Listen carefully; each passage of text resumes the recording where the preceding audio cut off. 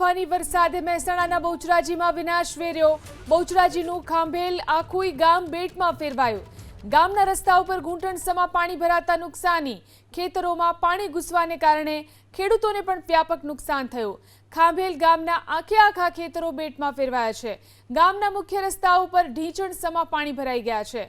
ગામના લોકો ઘરમાં જ કેદ થવા માટે મજબૂર બન્યા છે। તો આ પરિસ્થિતિ છે મહેસાણા અને બહુચરાજીની કે જ્યાં વરસાદે વિનાશ વેર્યો।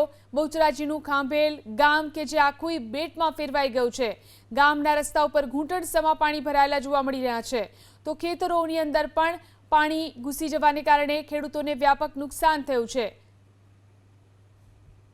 મહેસાણાના બહુચરાજી તાલુકાની અંદર જે રીતે વરસાદનું આગમન થયું ને વરસાદ ક્યાંક ને ક્યાંક ખેડૂતો માટે આફતરૂપ બન્યો છે। હું દ્રશ્યો બતાવવા જઈ રહી છું। બહુચરાજીના ગાભેલ ગામના દ્રશ્યો છે। આપ જોશો ગામમાં ઢીચણસામાં પાણી ભરાયા છે। ડ્રોન કેમેરાથી હું આપને આ ગામની ગલીઓના દ્રશ્યો બતાવીશ કે ચારો તરફ લોકો ઉભેલા જોવા મળશે। જે રીતે લોકોને ક્યાંક ને ક્યાંક પાણીમાં રહેવા મજબૂર બન્યા છે, કારણ કે જે પરિસ્થિતિ ઊભી થઈ ગઈ। સામે પણ આપ દ્રશ્યો જોશો કે જે લોકો સામે ઉભેલા છે તે પણ ક્યાંક ને ક્યાંક આ તરફ આવું છે, પણ તેમને આવવા માટે ઢીચણસામાં પાણીમાંથી પસાર થવું પડે છે, કારણ કે લગાતાર આ જ રીતે વરસાદની અંદર દર ચોમાસાની આ પરિસ્થિતિ ઊભી થાય છે। અહીંયા મારી સાથે મહિલાઓ છે, તેમનાથી વાત કરી। બેન, ગામડાની શું પરિસ્થિતિ છે? ગામડાની તો પરિસ્થિતિ એવી હે ને તે રહેવું જ નહીં। ઘર છોડીને બીજા ઘરે રહેવા જતું રહેવાનું હોય। ગન્નારે 3 લાઈન મેલે હાલ્યો 4-5 મેલે હોય તો પાણી કેવું હરારાત જાય। અમે ઘર છોડીને આવતા રહ્યા હારા ઘરે। કેટલું પાણી ઘરમાં ભરાય? એટલું કે હોમું હોય હે।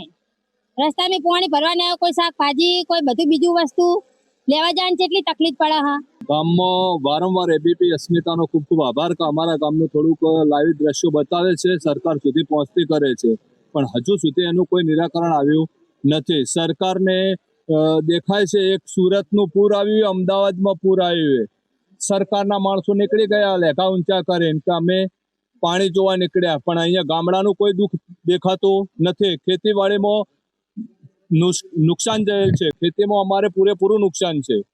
ખેતીવાડીમાં કોઈ પણ પ્રકારનું વાવેતર કરેલું હતું, તુવેર, બાજરી, જુવાર, પણ એ વાવેતર રહ્યું નથી। તો ત્યાં આગળ નુકસાન, દુકાનોનું નુકસાન દેખાય છે, પણ અહીં ગામડાઓનું ખેતીનું નુકસાન સરકારને દેખાતું નથી। મારી સાથે ગામના સરપંચ પણ છે। સરપંચ, શું પરિસ્થિતિ ગામમાં છે હાલ અને કેટલું પાણી આવ્યું છે, ખેતીની શું પરિસ્થિતિ? આ પાણીના લીધે અમારા ગામમાં તકલીફ પડે છે, તો અગાઉ આપણે સરકારશ્રીમાં દરખાસ્ત કરેલી છે કે આ પાણીનો યોગ્ય નિકાલ કરવામાં આવે। સરકારશ્રી દ્વારા ઝડપથી આનો યોગ્ય નિકાલ થાય અને આ પાણીથી લોકોને પડતી તકલીફથી લોકોને થોડી શાંતિ મળે, અને આપણે ખૂબ પ્રયત્નો કરી રહ્યા છીએ કે પાણીનો ઝડપથી કોઈ નિકાલ થાય, અને સરકારશ્રી દ્વારા પણ આપણને આશ્વાસન આપ્યું છે કે ઝડપથી પાણીનો નિકાલ થાય। કેટલા ઘરોને પાણી ફરી વળે? લગભગ આ પાણીથી 100 ઘરોને અસર થાય છે। ખેતીમાં પણ વધુ વરસાદના લીધે ખૂબ પારાવાર નુકસાન થયું છે। તુવેર, અડદ બધું જે વાવેતર થયું છે બધું જ વાવેતર બાતલ ગયું છે। તો સરકારશ્રીને થોડું ધ્યાન અમારા તરફ આપી અને યોગ્ય વળતર ખેડૂતોને મળે એવી અમારી સરકારને અપીલ છે। દ્રશ્યો જોજો ફરી એકવાર આ ગાભેલ ગામના દ્રશ્યો છે કે જ્યાં સમગ્ર ગામ ડૂબમાં જાય તેવી પરિસ્થિતિ છે। આસપાસનો વિસ્તાર છે ત્યાં પણ પાણી ભરાયેલા છે।